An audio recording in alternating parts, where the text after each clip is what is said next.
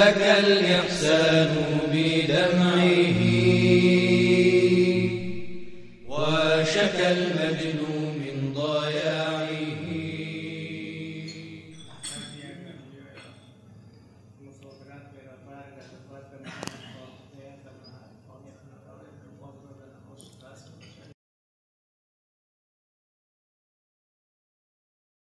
أعوذ بالله من الشيطان الرجيم. بسم الله الرحمن الرحیم. کثیر السفر جن جگہوں پر کثیر السفر اس کی نماز پوری رہے گی اور روزہ رکھے گا، لیکن اگر کسی اور جگہ سفر کرے لیکن اسی جہت میں کثیر السفر والی جہت میں سفر کرے تو پھر اس کی نماز تمام ہے. لیکن اگر دوسری کسی وجہ سے سفر کرے تو نماز اس کی قصر ہو جائے گی. جیسے مثال کے طور پر کوئی ڈرائیور ہے، قم اور کاشان کے درمیان گاڑی چلاتا ہے. ایک دفعہ اس کو ایک ایسا مسافر ملا جو تہران لے جائے، تب بھی اس کی نماز پوری، کیونکہ بالآخر اسی جہت میں ہے وہ، یعنی ڈرائیورنگ ہی کر رہا ہے. لیکن اگر وہ کسی اور وجہ سے سفر کرے، مثلا اسی کاشان جا رہا ہے لیکن آج ڈرائیور کی حیثیت سے نہیں جا رہا ہے، کسی سے ملنے جا رہا ہے، اسی طرف جا رہا ہے لیکن آج زیارت کے لیے جا رہا ہے، تو اس کی نماز قصر ہو جائے گی. یعنی اگر ایک انسان کثیر السفر ہے، جس وجہ سے کثیر السفر ہے، اگر وہی وجہ باقی رہے سفر میں تو اس کی نماز پوری ہے. لیکن اگر کسی اور وجہ سے وہ سفر کر رہا ہے تو اس کی نماز قصر ہو جائے. جیسے وہ ڈرائیور تھا، ہمیشہ جاتا تھا قم اور کاشان کے لیے، لیکن آج کاشان جا رہا ہے کسی کی عیادت کے لیے، کسی زیارت کے لیے، تو پھر آج یہ مسافر ہے. لیکن اگر کسی اور شہر جاتا ہے لیکن وہی ڈرائیور حیثیت سے جا رہا ہے، ڈرائیورنگ کر رہا ہے، ٹیکسی چلاتے ہوئے جا رہا ہے، تو پھر اس کی نماز پوری رہے گی. یہ فرق ہے.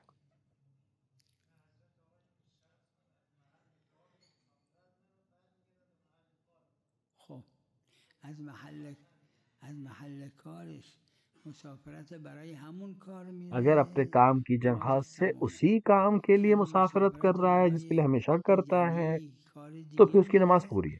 لیکن اگر کسی اور وجہ سے سفر کر رہا ہے، ولو اسی مسیر کے اوپر سفر کر رہا ہے، تو پھر اس کی نماز قصر ہو جائے گی.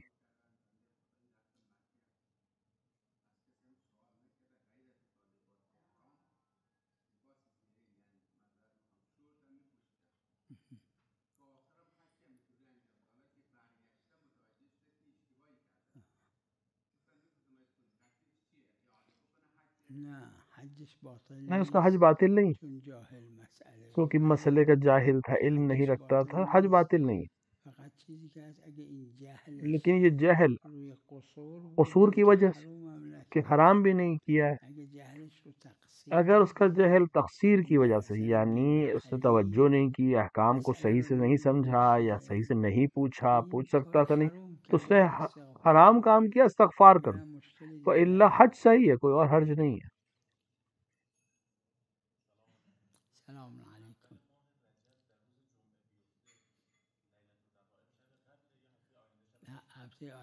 نہیں، اگلے ہفتے ہوگی. اسی روایت میں ہے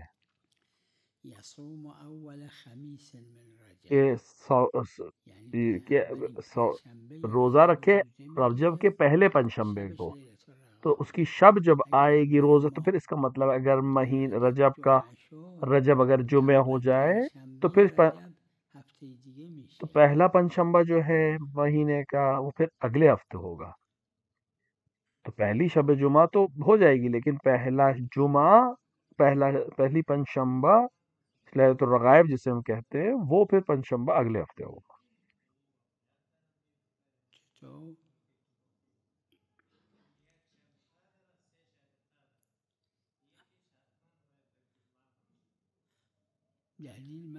دلیل نہیں دیکھی، ایسی روایت نہیں دیکھی.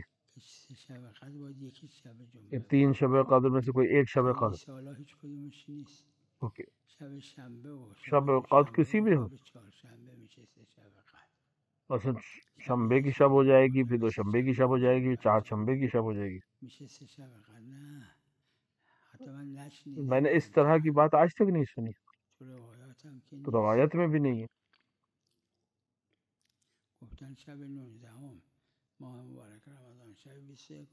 جو روایت میں ہے وہ کہ شب 19 اور شب 21 اور شب 23 ماہ مبارک رمضان کی، دن سے اس کا تعین نہیں ہوگا.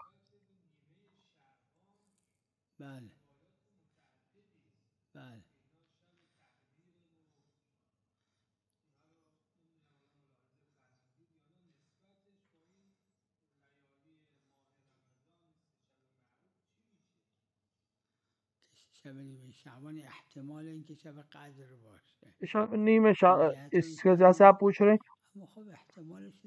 کہ مثلا شب 15 شعبان جو ہے وہ شب قدر، اس کا احتمال بہت ضعیف ہے، روایت ہے لیکن ضعیف. میں نے نہیں دیکھا کسی فقہا میں سے کسی نے اس کو شب قدر کے سلسلے میں اگر بیان کیا تو اس کو اس میں شامل کیا ہو.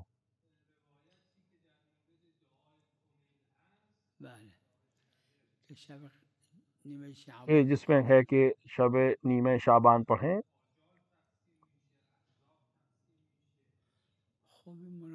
منافات نہیں ہے اس میں آپس میں. یعنی ممکن ہے کہ کئی جہت ہوں کہ تقسیم اجل اور رزق اور ان چیزوں کے تقسیم کے لیے مختلف متعدد چیزیں ہوں کہ ایک مثال کے طور پہ اس شب میں ہو رہی ہو، ایک دوسری شب میں ہو رہی ہو. یہ کوئی متافات نہیں ہے آپس میں.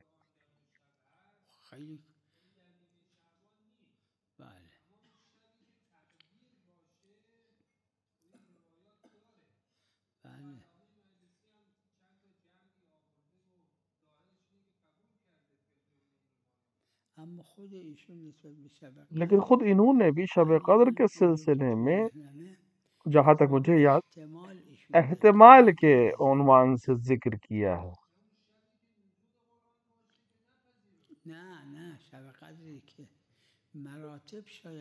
شب قدر میں مراتب ہیں کہ ہم جب روایات کو اگر ہم جمع کریں تو ہم یہ کہہ سکتے ہیں کہ اجل کے لیے، زندگی کے لیے، رزق کے لیے الگ الگ اسباب ہیں. ان میں سے ایک سبب یہ رات بھی ہے.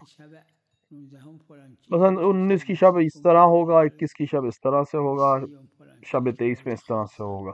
تو الگ الگ روایات ہیں، ہم ان کو مراتب پہ حمل کر سکتے ہیں.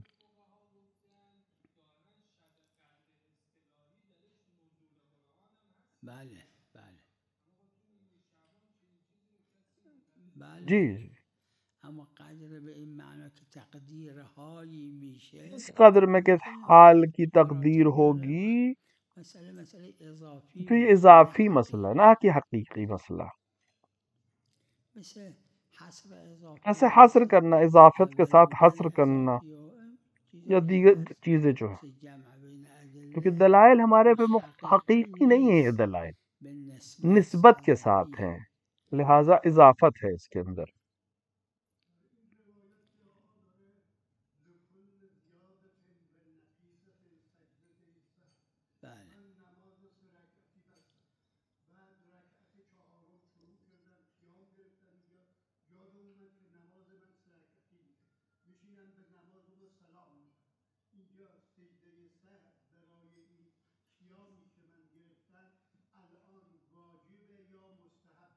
نہیں واجب ہے، کیونکہ بنابر مشہور جنہوں نے اس روایت پر عمل کیا ہے،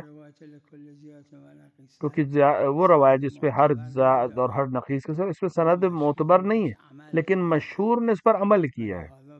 لیکن لہٰذا بعض نے یہ بھی کہا، بعض نے کہا ہر زیادہ اور ہر نقیص پر نہیں ہے. وہی 5 جو روایت میں ذکر ہوئے ہیں، سجدہ اگر زیاد ہو جائے یا تشہد اگر زیادہ ہو جائے، اس روایت کی بنا پہ کہ اس کی سند معتبر نہیں ہے، لیکن مشہور نے اس پر عمل کیا ہے کہ ہر زیادت کے لیے، ہر نقص کے لیے اگر کوئی انسان نے قیام کو زیادہ کیا، 2 بار کھڑا ہو گیا،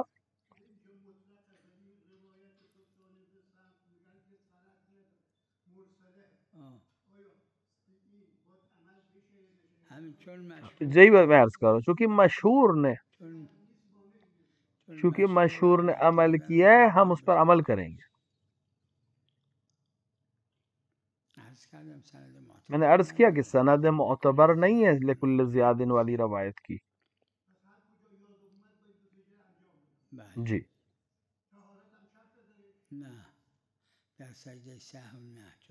کیونکہ سجدہ صاحب میں نہیں، کیونکہ دلیل نہیں ہے ہمارے پاس۔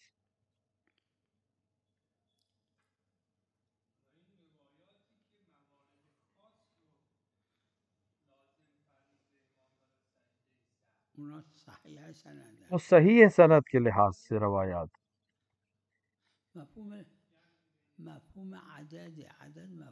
مفہوم عددی ہے، عدد مفہوم نہیں رکھتا، جیسے کہ ہے مثلا صائم کے لیے مثلا روایت میں ہے کہ مثلا وہ 3 خصلتیں رکھتا ہو، لیکن بعد میں دیگر مفاہیم نہیں ہے، حصر کے ساتھ بھی ہے۔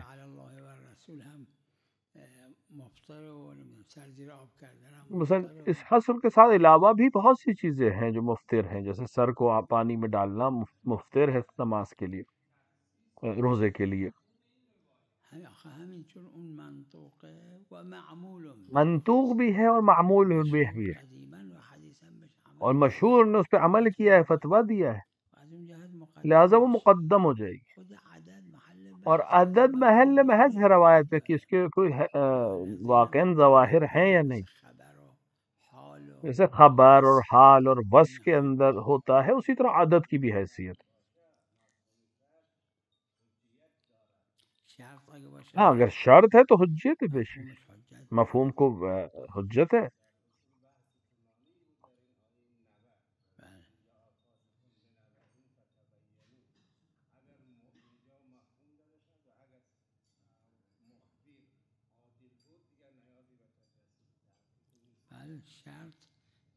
مشہور یہ کہ شرط جو ہے وہ ظہور رکھتی ہے مفہوم میں۔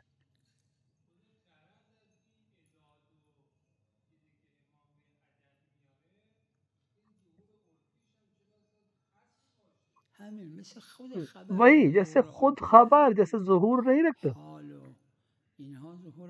حال میں صفت میں ظہور ہے عرفاً، لیکن حجیت نہیں، محرز نہیں ہمارے، جیسے مفہوم لقب۔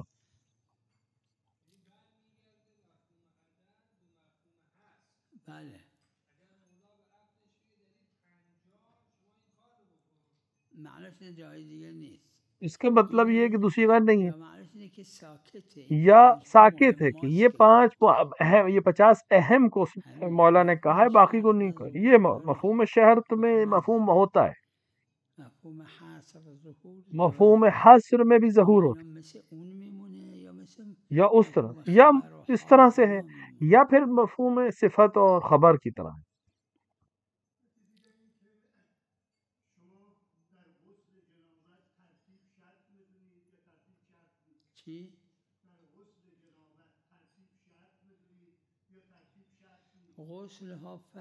غسل میں فرق نہیں ہے کہ ترتیب اس میں شرط ہے یا نہیں۔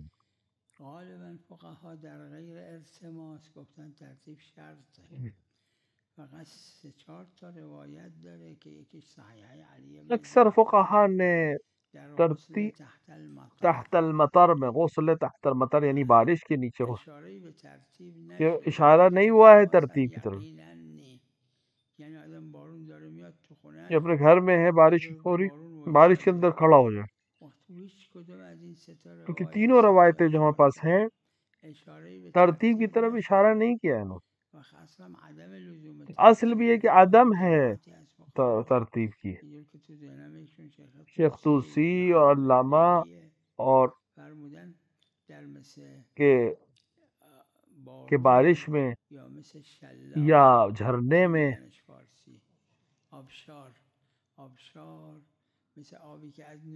یا وہ اگر ناودان سے کچھ تیز پانی آ رہا ہو بارش تو اس میں شرط نہیں، کیونکہ روایات میں نہیں ہے۔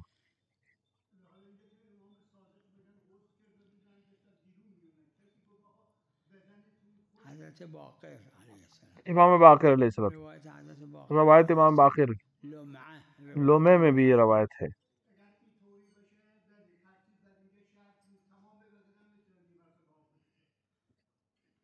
نہیں، لومے کی روایت یہ کہ امام باقر علیہ السلام نے غسل کی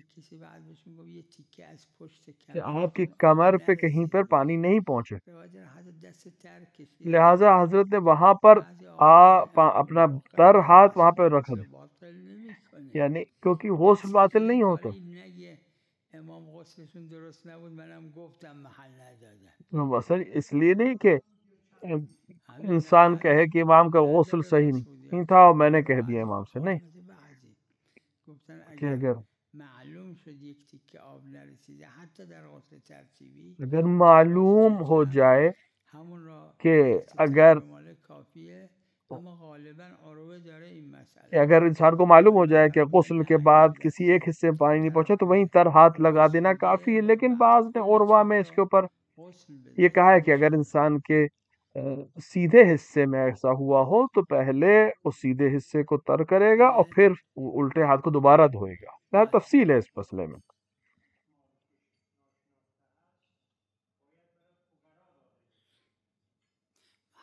اختلاف ہے اس مسئلے میں، اس میں روایت میں بھی اختلاف ہے اور علماء کے فتوے میں بھی اختلاف. بعض میں ہے کہ سب سہم امام ہے علیہ الصلوۃ والسلام، اور بعض روایت میں کہ صدقہ دے. اختلاف ہے، ہم روایات بھی مختلف ہیں اس میں.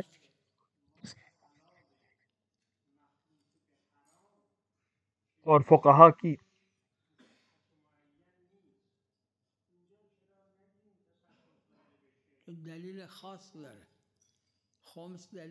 خمس کے لیے دلیل خاص ہے ہمارے پاس.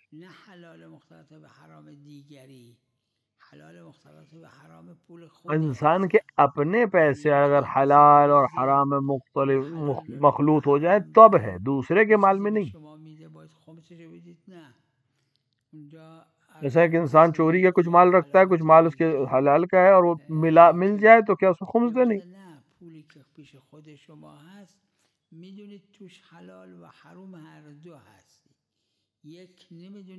آپ کا اپنا پیسہ ہے، آپ یہ جانتے ہیں اس میں حلال اور حرام ہے، لیکن آپ یہ نہیں جانتے کہ اس میں کس کا ہے اور کتنا ہے.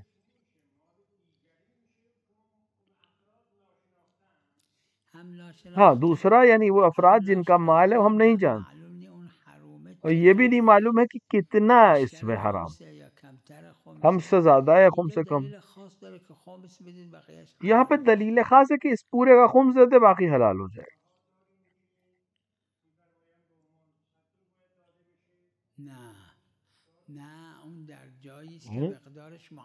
وہ وہاں ہے جہاں معین ہو مقدار. اگر مقدار معین ہے کہ اور صاحب معلوم نہیں ہے کہ یہ فقراء کو دیا جائے گا یا امام کو دیا جائے گا، لیکن اگر صاحب معلوم نہ ہو کہ اس کا اصل مالک کون ہے اور یہ بھی نہ معلوم ہو کہ کتنا ہے تو پھر پورے کا خمس دیا جائے گا، باقی حلال ہے فرد کے لیے. اور اس تابع میں وہی معلوم کے تابع میں رہے گا.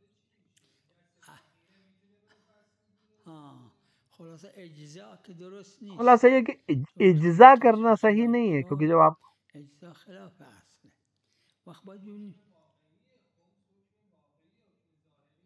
نہیں، موضوع خمس جو ہے جہل ہے. اگر معلوم ہو گیا کہ میں نے غلطی کی بس خمس موضوع نہیں تھا.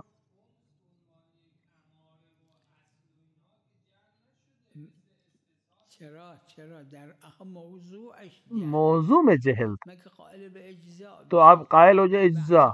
بعض قائل بھی ہوں لیکن مشہور قائل نہیں ہوئے. اجزا نہیں ہے یہاں پہ.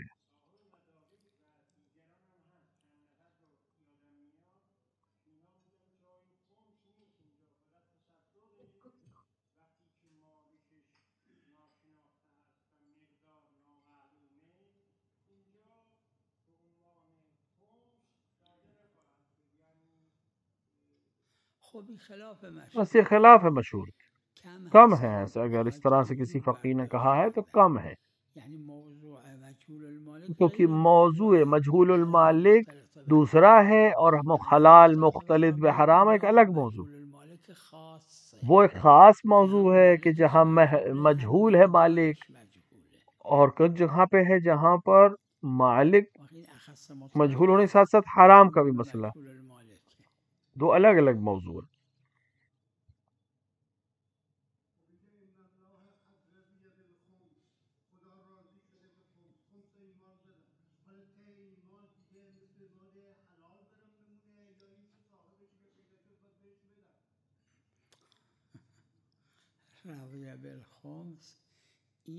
رضیہ بالخمس کا معنی نہیں حلال اگر حرام میں دو چیزوں سے مرکب ہوا ہے.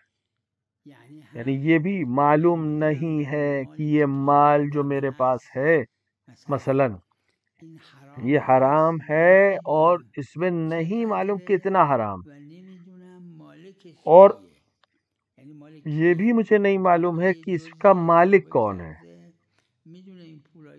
ایک دفعہ ایک انسان نے چوری کی ہے اور اسے معلوم ہے کہ یہ پیسہ کس کس کا ہے، لیکن ایک دفعہ اس کو نہیں یاد ہے کہ یہ پیسہ کس کس کا ہے. اب وہ یہ نہیں جانتا کہ 1/5 سے زیادہ اس کا مال حرام کا ہے یا کم ہے، اور یہ بھی نہیں جانتا کہ اس کے مالک کون لوگ ہیں. کہ اب یہ جو چور جس نے اب توبہ کر لی ہے یہ کیا کرے؟ کہا کہ اس کے لیے خاص روایت ہے کہ خمس دے دے گا، باقی اس کے حلال. لیکن اس کو بعد میں معلوم ہو جائے، علم ہو جائے کہ یہ چیز میں نے فلاں سے چوری کی تھی، یا معلوم ہو جائے کہ 1/5 سے زیادہ مال جو تھا وہ خمس کا تھا، تو پھر اس کو دینا پڑے گا اس کا پیسہ. اور اگر معلوم ہو جائے کہ مالک کون تھا تو یا اس کو راضی کرے یا اس کا پیسہ واپس کرے.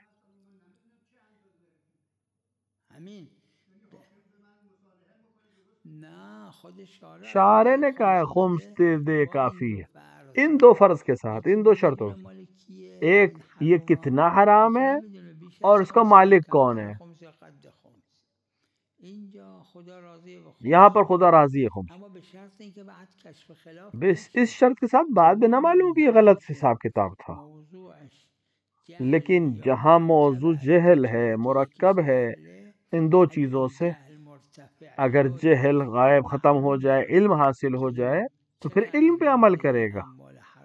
معلوم ہو جائے کہ اس کا مالک کون ہے، یا معلوم ہو جائے کہ اصل مال کتنا ہے، تو یہاں پر خمس نہیں ہے موضوع، اس کے اصل تک واپس پہنچانا پڑے گا.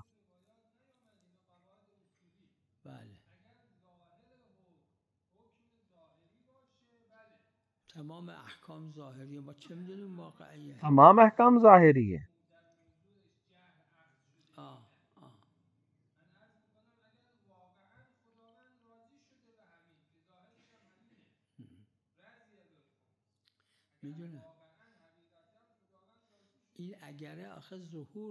اگر بھی ظہور ضروری ہے، ظاہر ہونا اس کا ضروری ہے. نہیں، اس کے خلاف دلیل کی ضرورت نہیں ہے، ظہور ہونا چاہیے اس کے اندر، ظہور ہونا ضروری ہے اس کے اندر.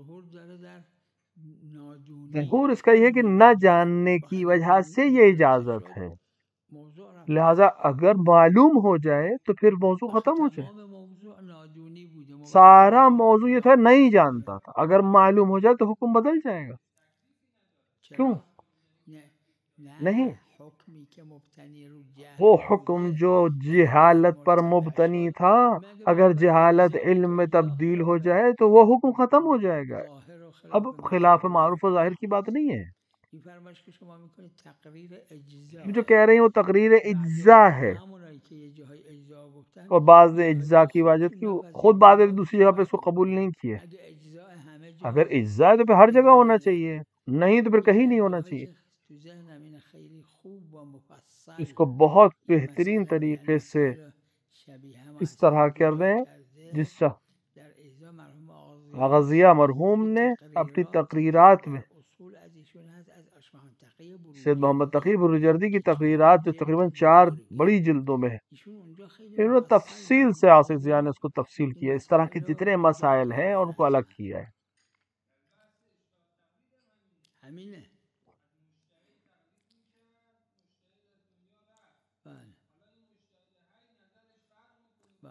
یا اس مجتہدی کی نظر بدل گئی تھی. حضرت یہ اتفاق عربہ میں ہے یہ تقلید میں بالخصوص ادعائے اجماع کی اجزاء ہے.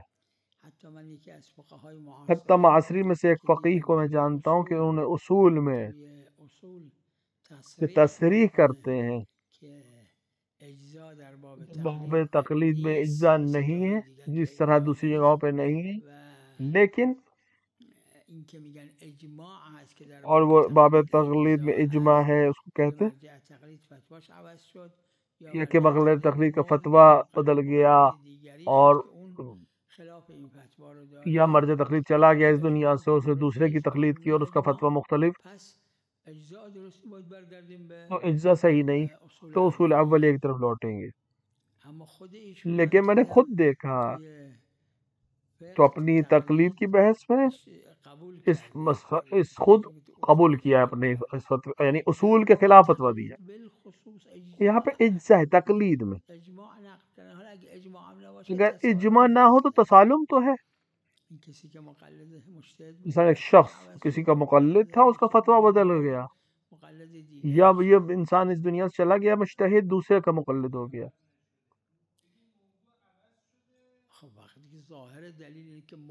ظاہر دلیل یہی کہ موضوع یہ ہے.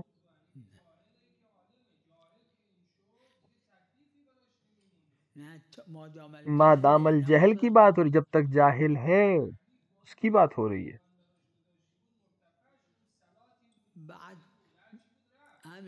نہیں گیا، معلوم ہوا 50 سال کے بعد اس کو پتا چلا کہ 50 سال پہلے کی ایک نماز کی وضو باطل تھی، تو قضا کرے گا یا نہیں؟ قضا کرے گا.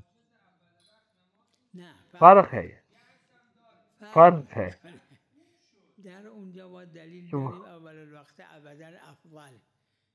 روایت معتبر ہے کہ اول وقت ابداً افضل ہے، دوسری جگہوں پہ تو نہیں ہے ہمارے پاس دلیل. اصل اولی عدم اجزاء ہے، جہاں بھی اجزاء وہاں دلیل کی ضرورت، اور یہاں پہ اجماع ہے. جنہوں نے خود کہا اجماع نہیں ہے انہوں نے باب تقلید میں اپنے بات کو قبول کیا، اسی بات کو قبول کیا.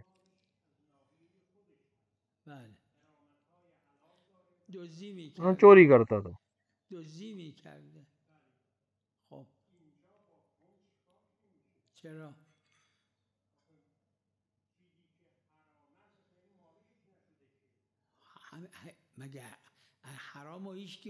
حرام کا تو کوئی مالک نہیں ہوتا، چاہے وہ حرام جس کو خود اس نے وہ چاہے وہ مثلا کسی اور نے چوری کیا اس کو دیا اور اس کو مالک حق نہیں ہے. اطلاق مطلق ہے دلیل حرام و حلال.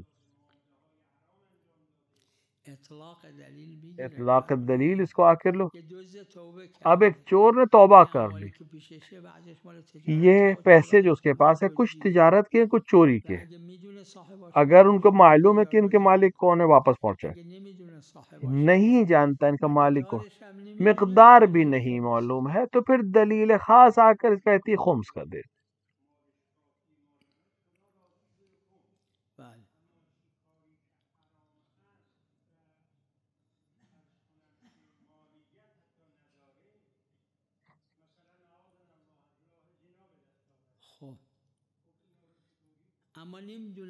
لیکن نہیں جانتا کتنا ہے، یہ بھی نہیں جانتا کس سے لیا ہے کہ اس کو واپس دے. اگر جانتا ہے تو پھر جس قدر اس کو معلوم ہے اس کو راضی کرے جا کر، اس پہ کوئی شک ہی نہیں ہے. دو شرط، یہ دو چیزیں، یہ بھی نہیں جانتا کتنا ہے، یہ بھی نہیں جانتا ہے کس کا ہے. اعوذ باللہ کسی سے زنا کیا تو اس کو زنا کا پیسہ حرام ہے، کہ اسے معلوم ہے کہ کس کا پیسہ، اس کو واپس کرنا پڑے اور اس کو یا اس کو راضی کرے. اس کو پیسہ اگر چوری کا تھا تو پھر واپس کرے، لیکن اس مقدار میں جس کے مالک کو نہیں معلوم کون ہے، مقدار بھی نہیں معلوم، تو خدا راضی ہے خمس کے اوپر.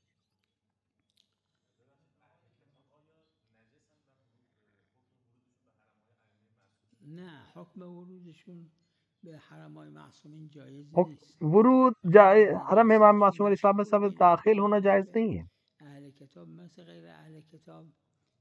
क्योंकि वो भी अहले किताब की तरह नजिस है, गैर अहले किताब की तरह वो भी नजिस है, उनका हरम में जाना जायज़ नहीं है।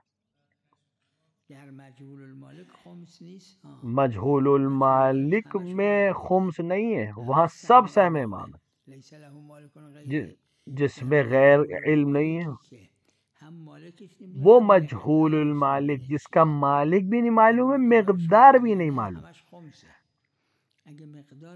अगर मिकदार को नहीं जानता हो, मालिक को भी नहीं जानता, ये दोनों मिलकर यहाँ पर खुम्स दे।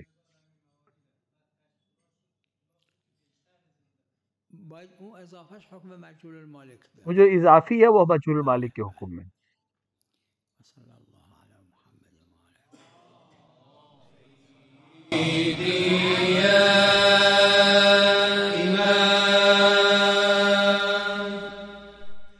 إن أصيب العدل بقلبه وبدا الجرح عميقا به. الشيخ أحمد الله يحسن السلام، مدير مكتب العلاقات في بغداد، يندعيكم يم الإمامين الكاظم والجواد عليه السلام. الله يحفظكم سيدنا. يا عالي المقام إن بكى الإحسان بدمعه وشكى المجد من ضياعه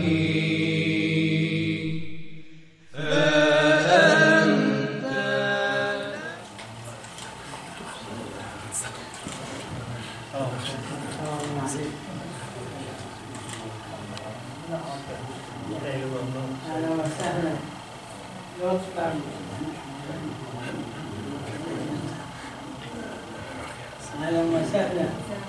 وعليكم السلام، موفقات إن شاء الله. سيدنا الوالد يسلم عليكم تشهد. أهلا وسهلا، الله يعافيك، سلموا عليك علي وعلى الوالد، موفقات إن شاء الله. أهلا وسهلا.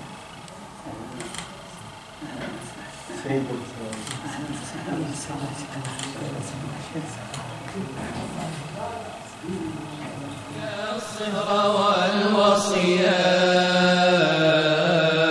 فحبك زادي يوم الميعاد، فضلك بادي للناس